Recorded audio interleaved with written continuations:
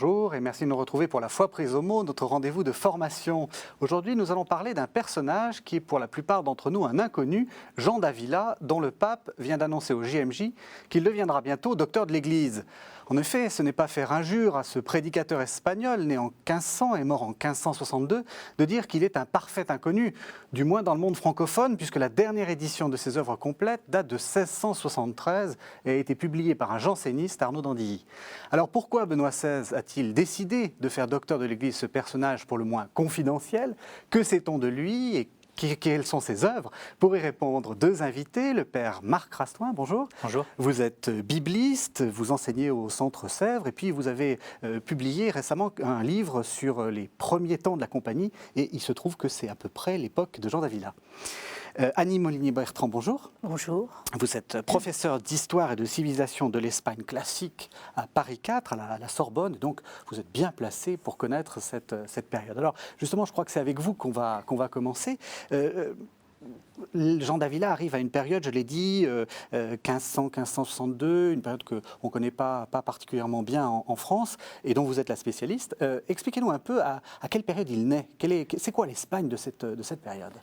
C'est-à-dire que Jean d'Avila, en effet, né en 1500, et à une époque charnière, c'est la fin du règne des rois catholiques, quasiment les dernières années. Charles Quint, Charles de Gand va monter sur le trône en 1516 de l'Espagne, et Jean d'Avila meurt en 1569 en Andalousie, et c'est vrai qu'immédiatement vient à l'esprit le nom qu'on lui a donné, non seulement maestro, maître, beato, bienheureux, mais également l'apôtre d'Andalousie. Donc c'est l'Espagne surtout du 1er XVIe siècle, comme disait Pierre Chonu, c'est-à-dire c'est celle qui est traversée à la fois par des courants majeurs comme l'érasmisme, le luthéranisme, même si les disciples de Luther ne sont guère entrés en Espagne, à cause d'un troisième élément que je citerai volontiers, la redoutable machine inquisitoriale qui, elle, depuis 1478, est à l'œuvre en Espagne. Alors, on a l'image d'une Espagne stricte, sévère, pas forcément très drôle par rapport à la France de 1600. On est au temps du bon roi Henri. Enfin, il va mourir. Enfin, on va arriver au temps du bon roi Henri. Est-ce que c'est vrai? Est-ce que c'est faux, tout ça? Je ne serais pas aussi catégorique, je dirais que je serais plus nuancée, parce que l'Espagne de Charles Quint, avec l'arrivée d'une cour flamande bourguignonne, on ne peut pas dire que ça soit, austère. Oui. Je pense qu'on se fait une idée, tout au moins en France, plutôt, ça serait vrai de l'Espagne de Philippe II. Philippe II, ne serait-ce que toutes les représentations iconographiques le montrent comme le roi caché. C'est même un des titres qui a fait, pas fureur, mais qui a été employé souvent. Le roi caché au fond de l'Escorial. Alors à partir, c'est vrai qu'il y a un tout. On parle un historien hispaniste, Joseph Pérez, parle du tournant, vous voyez, de 1556. Là, on pourrait, oui, insister sur l'austérité. Alors, Jean d'Avila, lui, se situe, disons, à une époque, j'allais dire, magnifique, celle de la grande littérature religieuse, qui va surgir à travers, mais on y reviendra, aussi bien, on pense évidemment au XVIe siècle, on ne pense pas immédiatement à Jean d'Avila, on pense à Thérèse d'Avila. Ce sont des contemporains, qui plus est. Hein. Et à Saint-Jean-de-la-Croix, on pense à Ségovie, Saint-Jean-de-la-Croix, on pense à Frère Louis de Grenade, qui a eu des liens également avec Jean d'Avila. On devrait penser tout au moins au merveilleux poète et théologien, l'Augustin Fray Luis de León, et parmi tous ces représentants, on pourrait dire, de l'esprit d'ouverture de l'Espagne. Moi, je dirais plutôt esprit d'ouverture, quand même, qui caractérise ce 1er XVIe siècle espagnol, même s'il y a cette méfiance à l'égard de l'érasmisme et de l'Inquisition. Je pense qu'il faut ajouter à cette liste Jean d'Avila, que l'on nomme, c'est vrai, moins fréquemment. Oui. Alors justement, vous êtes jésuite et vous avez travaillé sur les débuts de la compagnie de Jésus. Ce qui est assez frappant, c'est que quand on regarde les dates de Jean d'Avila et celles de votre père, Saint Ignace, on est à peu près dans des contemporains. Oui. Ignace 1491, Jean d'Avila 1500 et Ignace meurt en 56. Oui, et justement, ce qui est passionnant, c'est de voir que Juan de Avila, en fait, Jean d'Avila, un peu à la source de tout ce grand renouveau spirituel espagnol du XVIe siècle, qui est la grande époque de l'Espagne catholique. On peut dire que le poumon catholique de l'Europe au XVIe siècle, c'est l'Espagne. Jean d'Avila, c'est celui qui va donner le jugement théologique sur la vie de Sainte Thérèse d'Avila en 1568, un an avant sa mort. Il va dire, c'est un écrit spirituel, et il reconnaît l'orthodoxie de Sainte Thérèse d'Avila. Et dans les 20 dernières années de sa vie, c'est vraiment la partie que je connais le mieux, en fait, que j'ai travaillé, il a été très proche de la compagnie. Il a voulu y entrer. Finalement, pour des raisons de santé, il ne l'a pas fait, mais il va pousser beaucoup de ses disciples à y entrer. Alors, les points communs avec son Espagne spirituelle, on peut dire que qu'est-ce qui anime l'Espagne catholique de cette époque? Il y a une volonté de renouveau spirituel et théologique, basé sur l'écriture. Jean d'Avila a passé 6 ans à l'université d'Alcalá, qui va donner, fondée par le cardinal Cisneros, où l'on étudie la Bible en grec, en hébreu, et qui va donner tant d'apôtres à l'Espagne. C'est quelqu'un qui est animé d'un désir de renouveau de la vie spirituelle, notamment des prêtres. Une vie d'apôtre itinérante. Il a voulu être missionnaire aux Indes. Alors on reviendra peut-être tout à l'heure pourquoi il n'y est pas parti. Et il va rester en Espagne et être missionnaire finalement en Andalousie comme s'il était au Brésil, ou comme s'il était plutôt au Mexique. Allant de village en village, prêchant, rencontrant les paysans, fondant des collèges, animant des petites équipes de prêtres. Et il va être très très proche de l'esprit de la compagnie.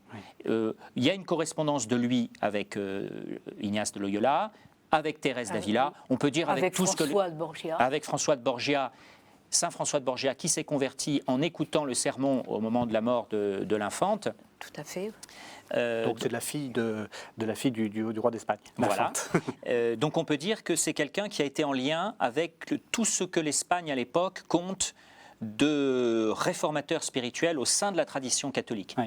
Et je trouve, si vous permettez, très intéressant précisément parce que quand on parle de la réforme catholique, c'est l'expression que je préfère à contre-réforme, de la réforme catholique, on parle toujours des ordres. Et là, nous nous trouvons face à un séculier, à un prêtre, un homme de terrain qui parcourt, comme vous le disiez, l'Espagne, enfin l'Andalousie, puisqu'il va aller de Séville.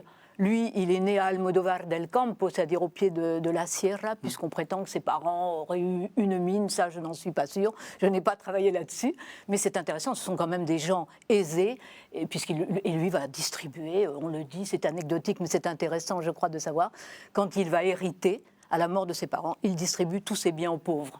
C'est déjà un signe, je crois, qui le rapproche aussi, comme vous le disiez, de certains, jésuites ou futurs jésuites, je crois. Alors on va revenir sur sa vie un peu plus tard, mais vous avez déjà parlé d'Alcalá, de ce milieu intellectuel. Qu'est-ce qu'on peut dire de cette Espagne au point de vue intellectuel? Vous avez parlé d'érasmisme, donc la doctrine inspirée d'Erasme, donc de l'humanisme d'une certaine façon. Oui, je crois pouvoir dire que Jean d'Avila est aussi un représentant de l'humanisme. C'est un grand spirituel, mais c'est aussi un humaniste. Et ayant vécu, il était passé par Salamanque. Et vous savez, l'hostilité, lorsque Cisneros a décidé de créer l'université d'Alcalá, avec la Bible polyglotte que l'on évoquait tout à l'heure. La Bible polyglotte, en fait, c'est une Bible où on voit les textes. Il y a le texte hébreu, il y a le texte grec, il y a le texte latin. C'est très nouveau dans la mesure où, sinon, par exemple, des gens comme Fray Luis de León ont été condamnés, parce qu'il était converso, mais ça, on ne le sait qu'aujourd'hui. Quand j'étais étudiante, on ne parlait pas de cet aspect des choses, on disait rivalité, un Augustin, etc. Mais je crois que ce Jean d'Avila, spirituel espagnol, est quand même à Alcalá, il est en contact avec tous les grands courants. Puisqu'en 1525, il y a quand même un édit contre les Illuminés, et où il y a 48 propositions, où on retrouve tout ce que l'Espagne inquisitoriale va déclarer hérétique. Donc il est en contact avec toutes ces idées nouvelles qui traversent l'Espagne, oui. Illuminisme, érasmisme et bien d'autres choses. C'est un homme extrêmement complet. Et dans ce côté-là, il unifie tout ce qui se cherche dans le renouveau spirituel en Espagne du temps. C'est-à-dire donc un renouveau des études biblistes. Ça, c'est vraiment dans le grand lien de l'humanisme. C'est ce qui se fait aussi en France, Erasme, etc. De la théologie, comme plus tard des jésuites comme Salmeron ou d'autres théologiens espagnols. C'est un grand connaisseur des pères de l'Église. Donc il y a une relecture des pères de l'Église. Il les cite énormément, il les connaît très très bien. Donc l'écriture, les pères de l'Église et de la vie spirituelle, l'oraison, la prière silencieuse personnelle, le cœur à cœur avec Dieu, qui va être au cœur de la spiritualité du Carmel et de la spiritualité de la Compagnie. Et qui va lui valoir ses ennuis avec l'Inquisition. Et qui va lui valoir... Parce que les alumbrados prônaient l'oraison mentale. De même que Saint Ignace a passé quelque temps dans les cachots de l'Inquisition, moins longtemps que Saint Jean d'Avila, vu l'effervescence spirituelle de l'Europe à l'époque, l'Inquisition cherche à bien distinguer entre des courants critiques de l'Église, des courants qui effectivement s'abandonnent à Dieu mais dans une espèce de passivité qui inquiète, et des courants, on va dire, orthodoxes, où s'inscrit Jean d'Avila, qui a un très grand sens de l'Église. Et donc, il va pouvoir faire la preuve que ce qu'il enseigne au plan spirituel est tout à fait fidèle à la tradition de l'Église. Bon, je crois que vous nous avez donné envie de suivre la vie de Jean d'Avila. Alors, avant de commencer à la suivre, je vous propose d'entendre la voix de Jean d'Avila, si je puis dire, enfin, une sorte de sermon qu'il avait prononcé pour le dimanche de Pentecôte et qui a été retranscrit, et donc qui est lu par Michel d'Argent. La jeune femme enceinte ne saute pas, ne fait pas non plus de travaux excessifs pour ne pas risquer de perdre ce qu'elle porte en son sein. La jeune femme follette, qui n'est pas enceinte, saute et danse, joue sans crainte, parce que rien n'est en péril en elle. Voulez-vous voir de quel péril il s'agit et quel est ce bien qui ne vous manque pas? Regardez, si vous voyez des personnes inconséquentes ou si vous l'êtes vous-même, car vous allez où vous voulez, vous parlez, riez, jouez sans crainte. C'est le signe certain que vous n'avez rien à perdre. Ou nous pourrons vous prédire que vous le perdrez vite, puisque l'amour vous fait défaut. C'est un signe certain que nous avons quelque chose à perdre si nous avons le souci de le garder et la crainte de le perdre. Ainsi, lorsqu'on vous dit « Regardez cela », vous répondez « Je n'ose pas ». « Allons par là, je n'ose pas ». Réjouissons-nous un peu, « Je ne peux pas ». Allons nous distraire, « Je n'oserai pas ». Que se passe-t-il? Qui vous a ravi votre volonté? Qui vous a pris votre liberté? La sainte crainte et le respect de l'autre que j'ai en moi tiennent enchaîner mes pieds, mes mains, mes désirs et mon cœur. Il me tient tout entier attaché, si bien que je ne peux faire ni ne veux faire plus que ce qu'il désire et que ce qui est sa volonté.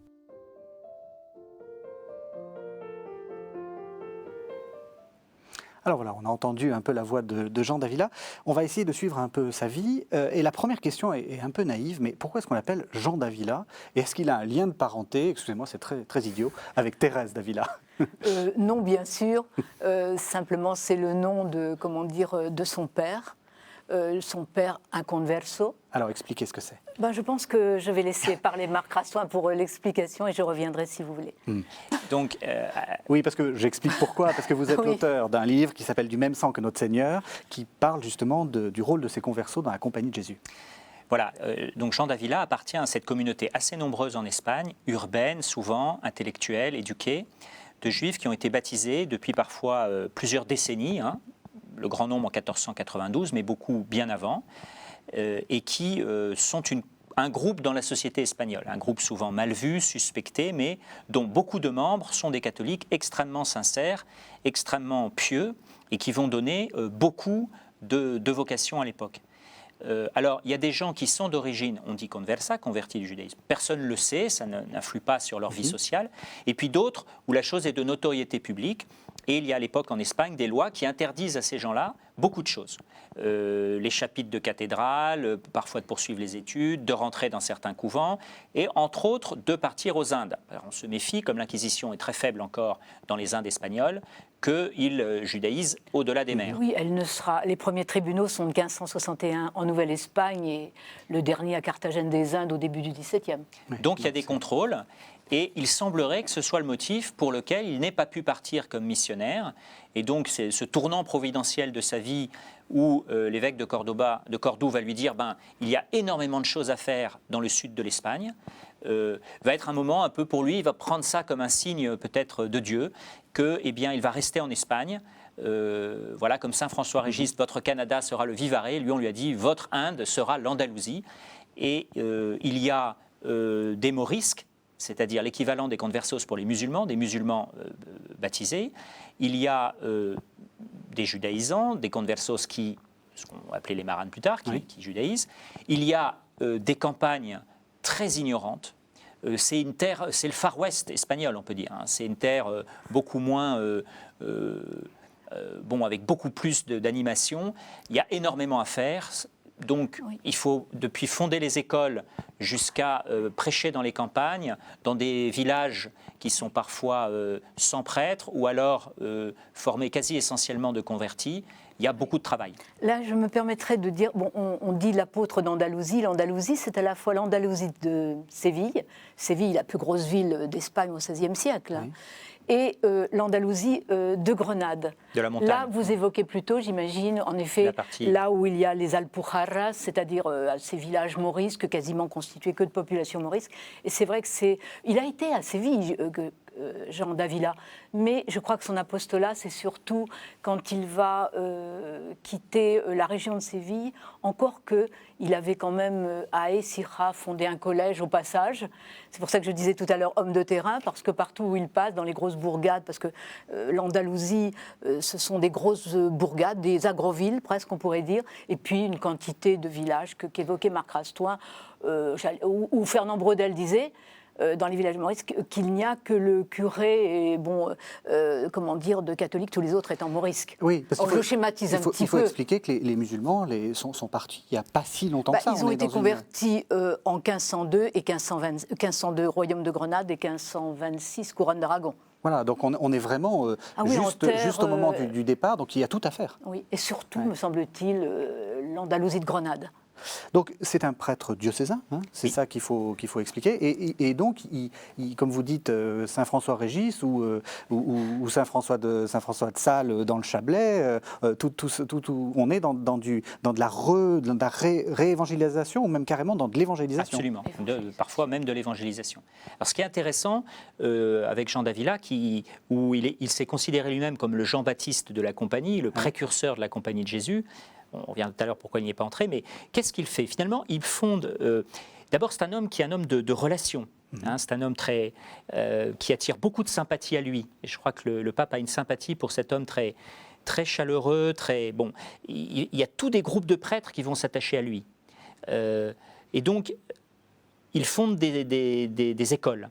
Il prêche. Il écrit des lettres à des religieuses et à des laïcs qui cherchent une vie spirituelle. Il écrit des avis très importants pour la première session du Concile de Trente. Il n'y va pas en personne, mais un évêque espagnol part avec ses instructions et va donc être en quelque sorte un des théologiens du Concile de Trente, qui est ce concile de la Réforme catholique. Donc c'est quelqu'un qui a beaucoup de cordes à son arc, qui est à la fois effectivement un homme qui vit assez pauvrement. Alors à l'époque on dit à l'apostolique, c'est-à-dire être itinérant, prêchant, enseignant, accompagnant, visitant les malades dans les hôpitaux. Un petit peu le mode de vie des premiers jésuites à l'époque, même tout à fait.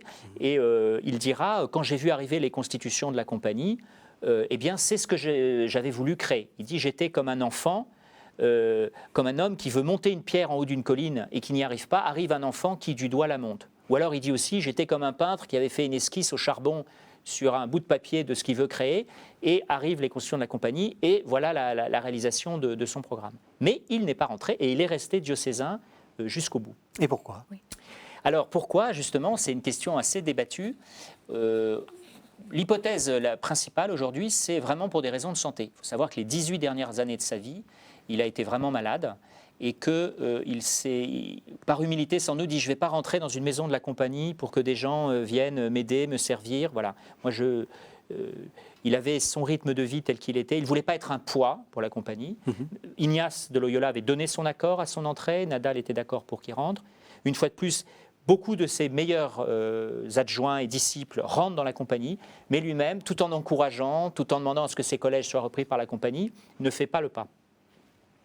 Oui, je pense qu'il a souhaité jusqu'à la fin. Bon, peut-être il a été tenté, c'est évident, par cette compagnie qu'il admirait, où il envoyait ses disciples, comme vous venez de le dire.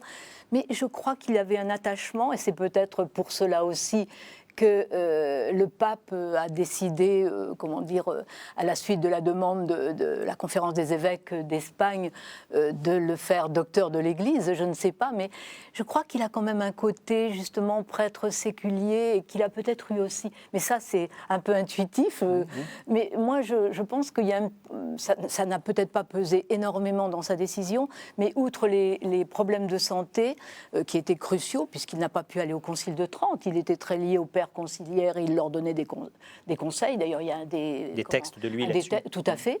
Et je crois que ce fondateur d'école, qui avait quand même écrit, je me souviens d'un texte qui s'appelle, je vais le dire en espagnol parce que, mais c'est très facile, oui. Doctrina cristiana que se canta. Alors on va retrouver une idée des jésuites aussi.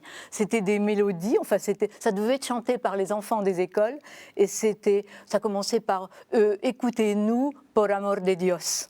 Et ça sera imprimé. Et je crois qu'il restait attaché à toutes ces choses. Il faisait chanter les petits. Enfin oui, il demandait que l'on fasse chanter dans des écoles, oui. Et ça m'a rappelé aussi l'importance de la musique dans la compagnie, surtout en Amérique. Alors, on voit donc que c'est un pasteur, enfin quelqu'un qui... Alors, il est itinérant, il reste plutôt à un seul endroit. Bon, d'abord, sa base quand même de formation universitaire longue, d'où son nom maître, qui lui est attaché. C'est quelqu'un qui a les grades universitaires, qui est vraiment un bon théologien, donc pasteur et théologien. Je crois que c'est aussi quelque chose auquel le pape, évidemment, est sensible. Absolument, oui, j'imagine. Voilà. Les 10 derniers docteurs de l'Église étaient tous des religieux. Donc là, il y a une manière de dire, spiritualité sacerdotale. De fait, c'est très important pour lui.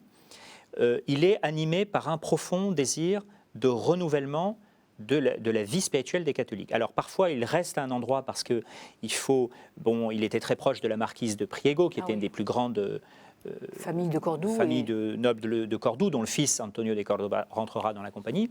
Donc quand il faut fonder un collège dans une ville, il faut quand même y rester quelques mois, parler avec les familles importantes de la ville, assurer la fondation, prêcher un peu longuement dans les églises, un peu à la manière des jésuites, mais d'autres ordres religieux en Espagne, on dirait de missions populaires dans lesquelles on reste un certain temps, on prêche plusieurs semaines dans les différentes paroisses d'une ville.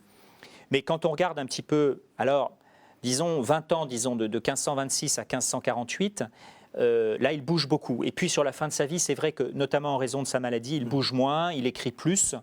Voilà, il y a un peu cet équilibre. Mais il est passé quand même dans beaucoup de villes. Il fonde une quinzaine de collèges. Donc il y a... Oui, on pourrait cartographier son parcours. Ça serait très intéressant de voir des grosses villes, d'ailleurs. Et puis, je crois qu'il faudrait peut-être citer l'université de Baeza, qui est dans la province de Jaén, au nord de la province de Grenade, puisqu'à l'époque on parlait de province, même du royaume de Grenade.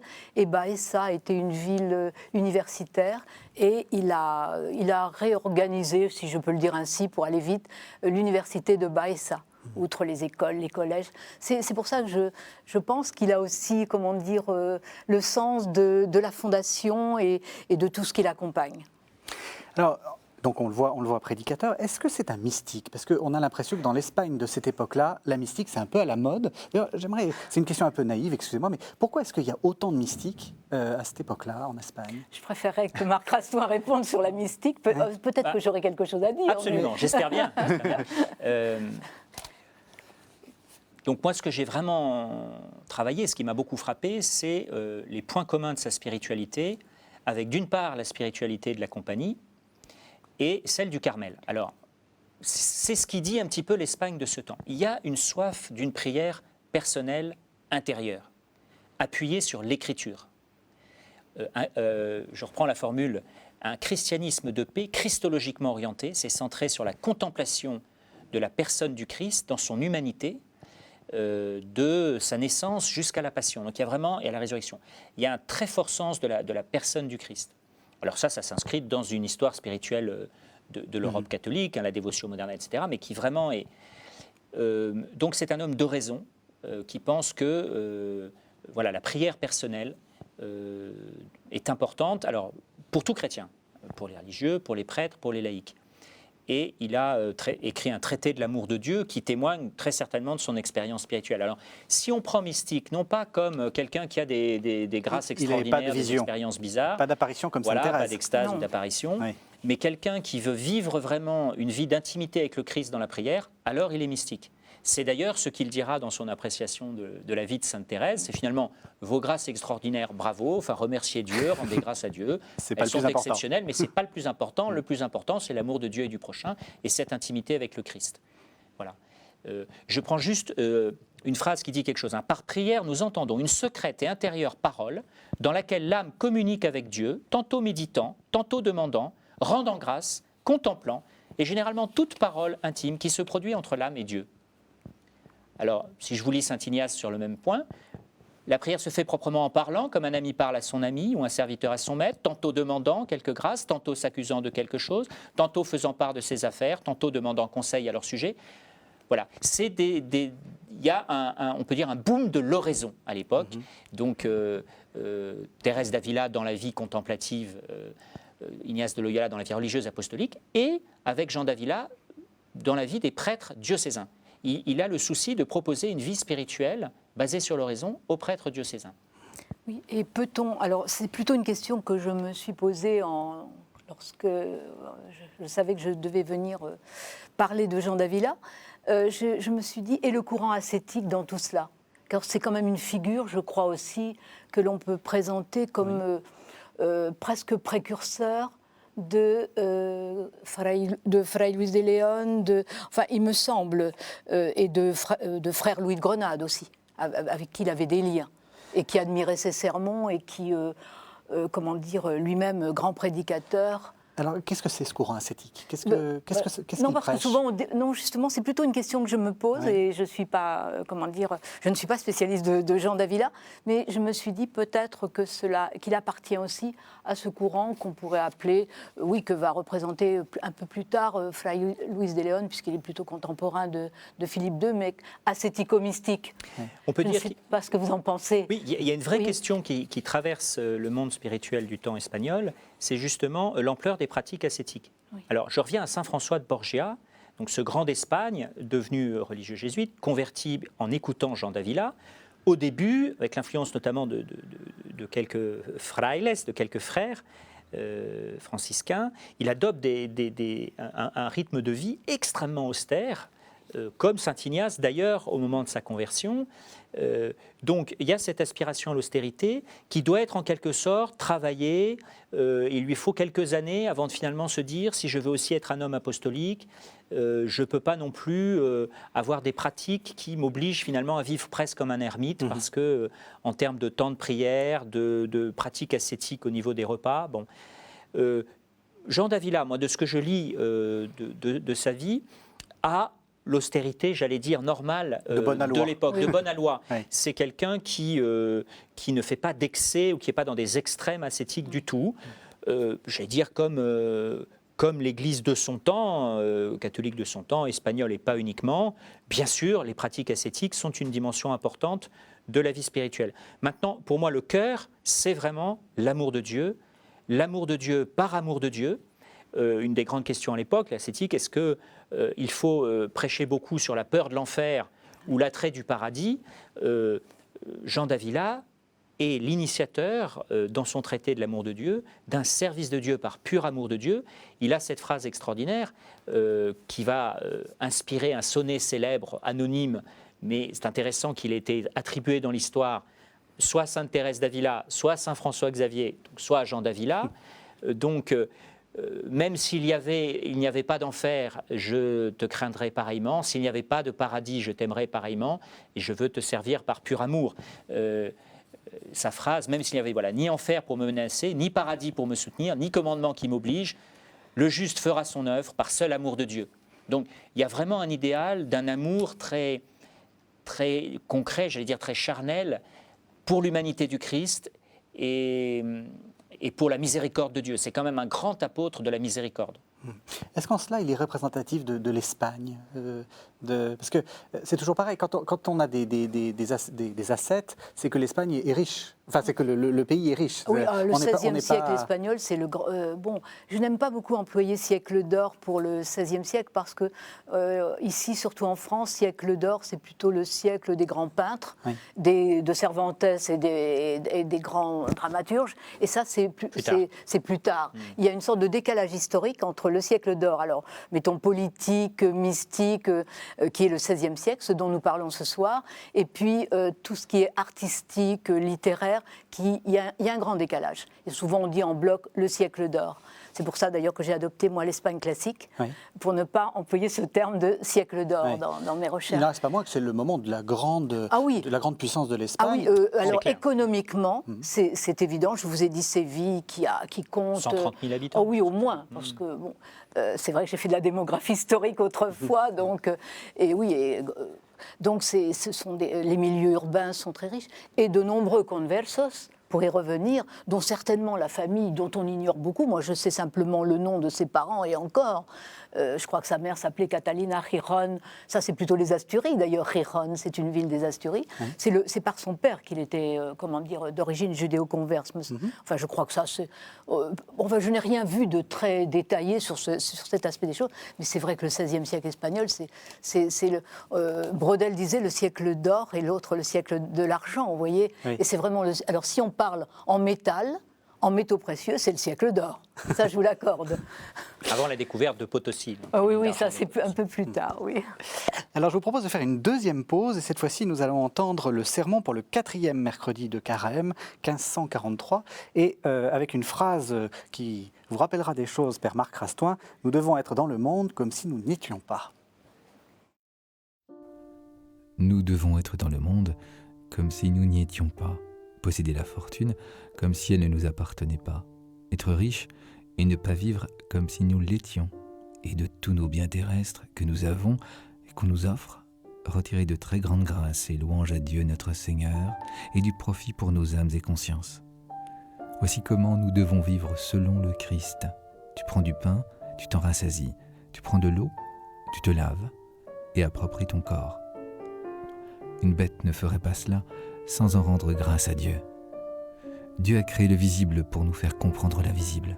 Ce pain dont tu te nourris signifie une autre nourriture de ton âme. Te nettoyer avec cette eau laisse entendre la pureté qui doit avoir ton âme. Et tous ces biens visibles que Dieu donne pour ton corps révèlent des biens et des miséricordes plus grands et invisibles qu'il accorde à ton âme. Tu dois beaucoup l'en remercier et dire « Seigneur, pour l'amour de Dieu, vous nourrissez mon corps avec ce pain, nourrissez aussi mon âme de vos mets spirituels.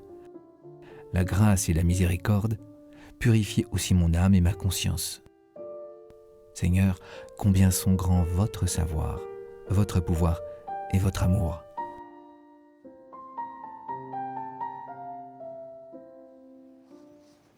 Alors, Père Rastoin, j'ai dit que vous connaissiez cela parce que vous êtes aussi spécialiste de Paul et en fait, il est en train de prêcher sur Paul.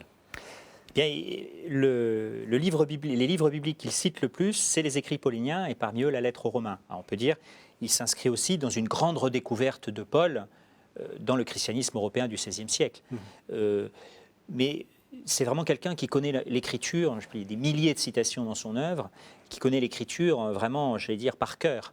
Et c'est une spiritualité très paulinienne, très apostolique, qui correspond finalement à sa pratique. Paul était un apôtre itinérant, qui avait tout un ensemble de disciples autour de lui. Et bien de même, Jean d'Avila, on ne soulignera jamais assez ce point, c'est un fantastique meneur d'hommes. Alors, il n'a pas pu ni voulu donner des constitutions, fonder un ordre. Il va dire, voilà, ce que je voulais faire, c'est la compagnie. Mais il va passer la main. Et c'est pour ça peut-être qu'on l'a oublié, parce qu'il n'y a pas un ordre d'avilien qui a porté son message. Il a semé, il a fondé quelque chose, avec le meilleur de la spiritualité espagnole catholique de son temps.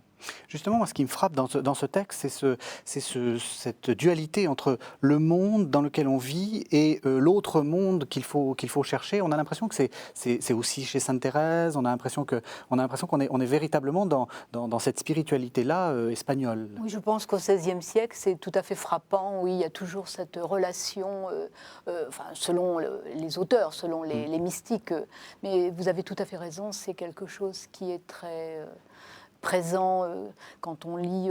Moi, je parlais tout à l'heure de l'autre grand, un grand auteur aussi spirituel, frère Louis de Grenade, que je connaissais même mieux avant que Jean d'Avila, je l'avoue. Et on a aussi cette dualité. Je crois que c'est très, comment dire, très hispanique, très espagnol. Je ne sais pas s'il y a mais. Oui. Et ce qui est assez frappant aussi, c'est cette idée que finalement, il s'adresse à des je pense, à des pieux laïcs, enfin, j'en ai l'impression, et c'est une spiritualité qui ne s'adresse pas simplement à des religieux, parce que ça, on l'attendrait dans un monastère. Le but, c'est quand même de vivre dans le monde comme si on n'y est pas. Mais c'est une spiritualité laïque, d'une certaine façon. Et justement, il y a dans l'Espagne du temps énorément de groupes de laïcs, justement les Beatos, les Beatas. Alors parmi eux, des groupes hétérodoxes, des groupes justement pas assez accompagnés, peut-être, que l'Inquisition surveille. Surtout il y a une les inspiration, Beatas, surtout chez les femmes, oui. Chez les femmes, il y a une inspiration à la vie spirituelle qui touche le monde laïque. Et on peut penser aussi à ce qui se passe en France, à la suite de l'érasmisme, en Italie. Donc là, c'est même au-delà. C'est le moment vraiment de la diffusion, finalement, d'idéaux. L'imitation de Jésus-Christ est un texte écrit par un religieux, qui se diffuse massivement dans le monde laïque. Donc il y a cette aspiration. Je reviens sur votre autre monde, c'est aussi, il y a eu la découverte de l'Amérique, l'Espagne aux premières loges, une aspiration missionnaire extraordinaire. Si Jean d'Avila avait pu prendre ce fameux bateau, il n'a pas pris, il aurait pu devenir un François Xavier. Thérèse d'Avila part avec son frère, veut être missionnaire. Oui.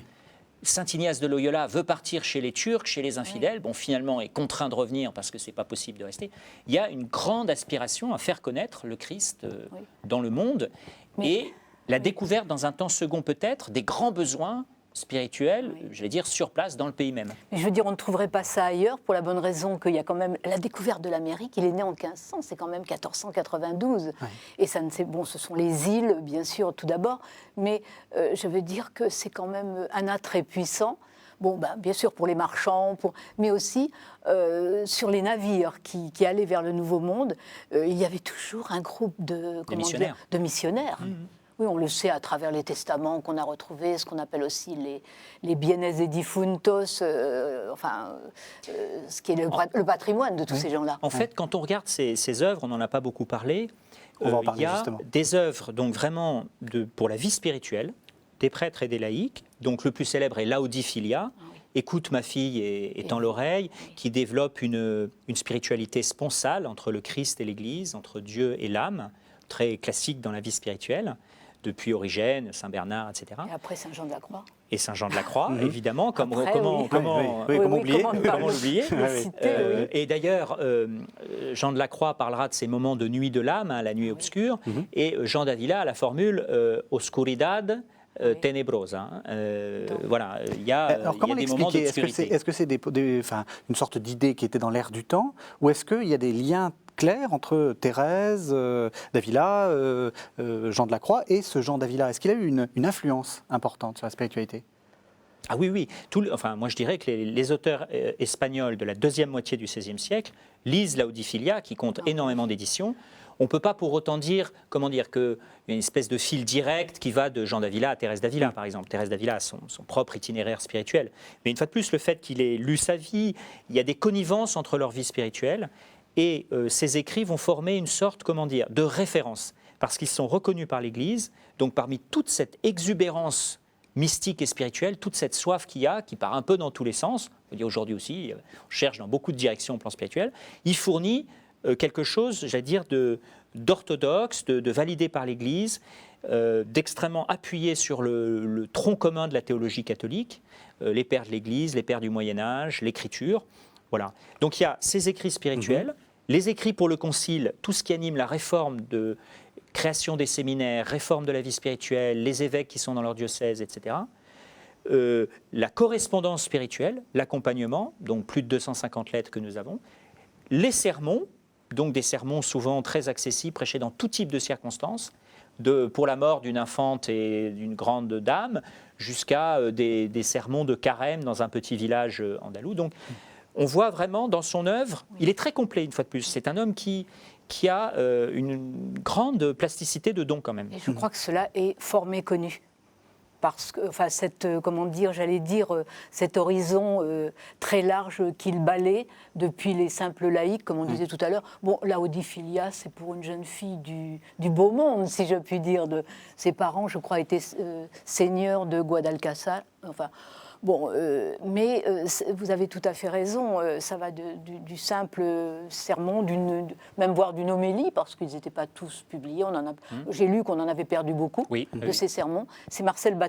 Alors c'est le grand. Je n'ai pas encore prononcé son nom, mais c'est la grande référence, puisque dès 1937, il avait mis le doigt dans Erasme et l'Espagne sur. Il y a quelques pages, je les ai regardées à nouveau sur Jean d'Avila, et après, dans les années 48.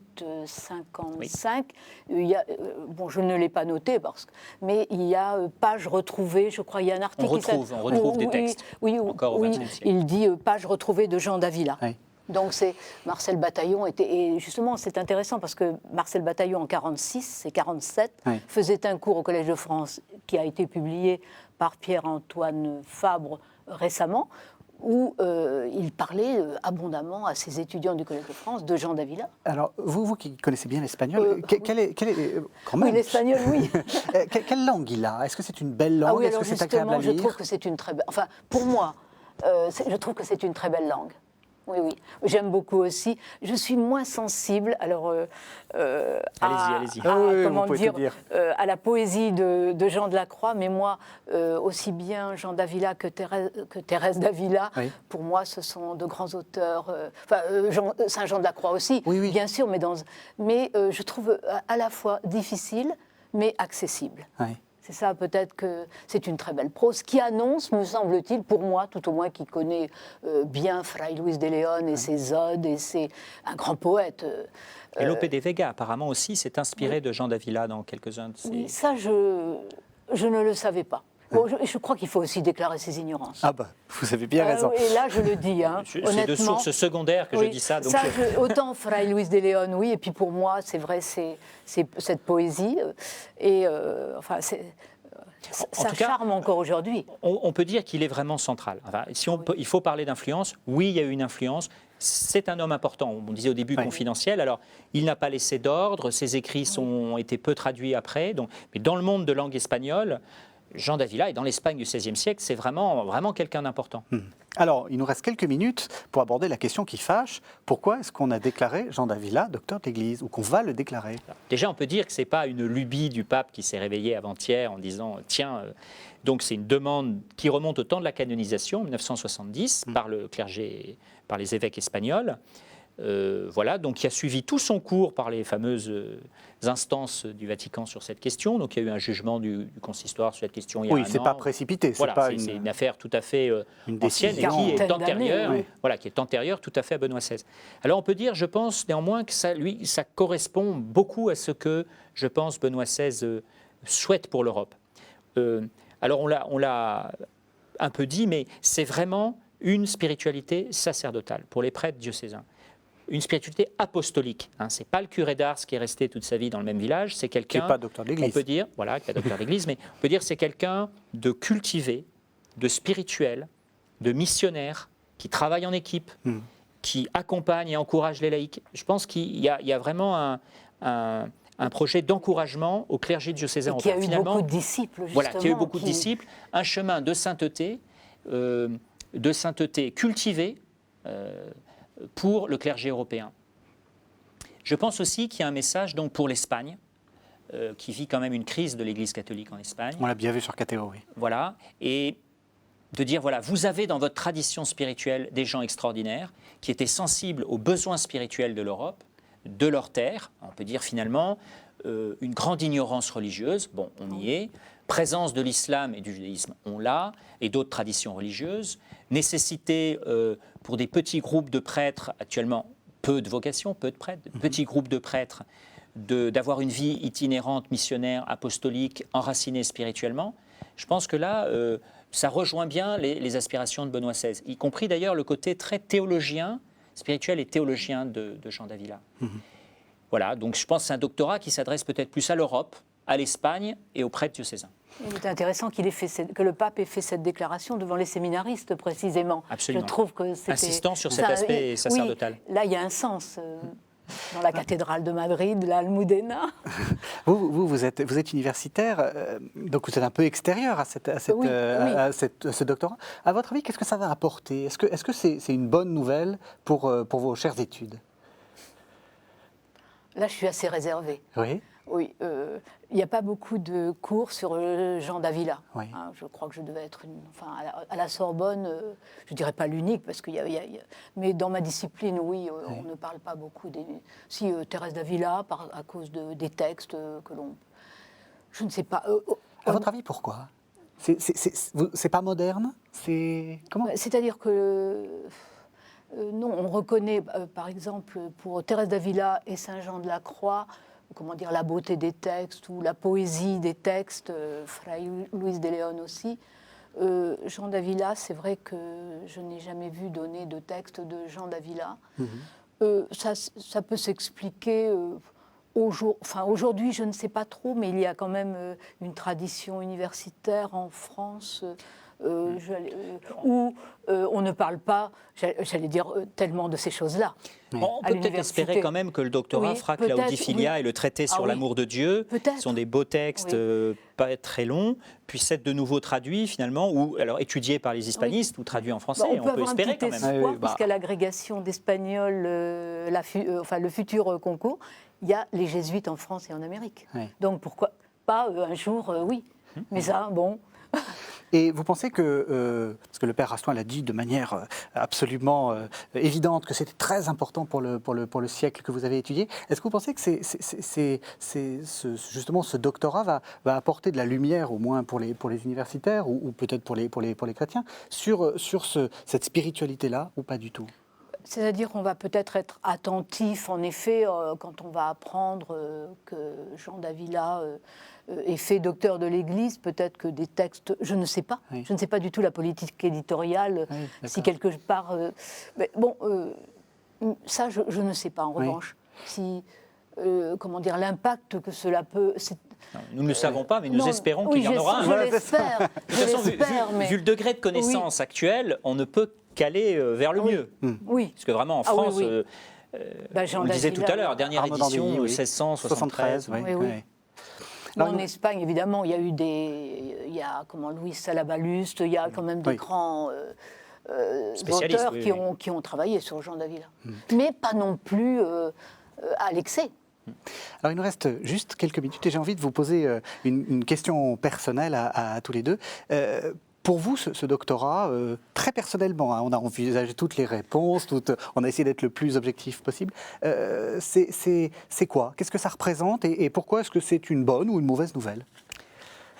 Alors moi, je connaissais donc Jean d'Avila dans ses relations avec la compagnie et c'est une figure que j'aime beaucoup, sans connaître bien ses œuvres. Donc je me dis, je suis passionné depuis toujours par la question de l'amour de Dieu par pur amour et la question du pur amour, finalement. Expliquez rapidement de quoi il s'agit. La question que nous servons Dieu, finalement, non par peur du châtiment ou par désir de la récompense, mais parce que servir Dieu, c'est la joie et que le service de Dieu est à lui-même sa propre récompense. Et donc, ce traité de l'amour de Dieu, j'avoue que j'aimerais bien m'y plonger et voir comment ça rejoint tout un courant qui a traversé la spiritualité chrétienne au cours des âges, finalement, vraiment de mettre en valeur l'amour de Dieu, par pur amour, plutôt effectivement que jouer sur la carte de la crainte ou de la récompense. Bon, pour moi, modeste, laïque et universitaire, pour moi, c'est une joie quand j'ai appris cela, bon, il y avait déjà Thérèse d'Avila, Saint Jean de la Croix. Je me suis dit, bon, un espagnol de plus. Et puis, bon, en me replongeant dans tout cela, je crois qu'il y a des textes véritablement qui mériteraient d'émerger. Oui.